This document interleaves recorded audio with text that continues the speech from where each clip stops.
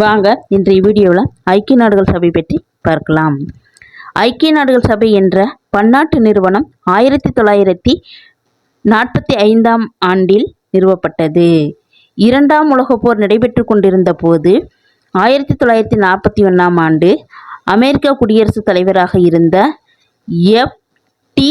ரூஸ்வெல்ட்டும் இங்கிலாந்து பிரதமர் Winston சர்ச்சிலும் Atlantic பெருங்கடலில் ஒரு போர்க்கப்பலில் சந்தித்து அட்லாண்டிக் சாசனத்தை முடிவு செய்தனர். அதன் சரத்துக்கள் பல்வேறு மாநாடுகளில் விவாதிக்கப்பட்டன. இறுதியில் 1945ஆம் ஆண்டு சான் பிரான்சிஸ்கோவில் நடைபெற்ற மாநாட்டிலும் விவாதிக்கப்பட்டு 1945ஆம் ஆண்டு ஜூன் 26இல் கையெழுத்திடப்பட்டது. இதன்படி ஐநா சபை அக்டோபர் 24, 1945இல் நிறுவப்பட்டது. ஐநா சபை தற்சமயம் 193 உறுப்பினர்களை கொண்டுள்ளது. இதன் தலைமையகம் நியூயார்க் நகரில் அமைந்துள்ளது.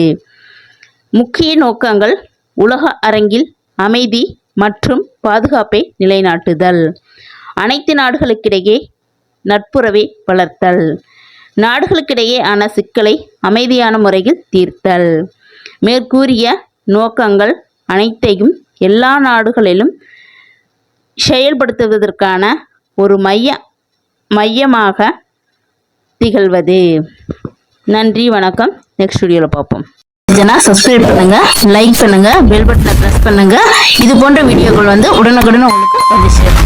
நன்றி, வணக்கம். தேங்க்யூ.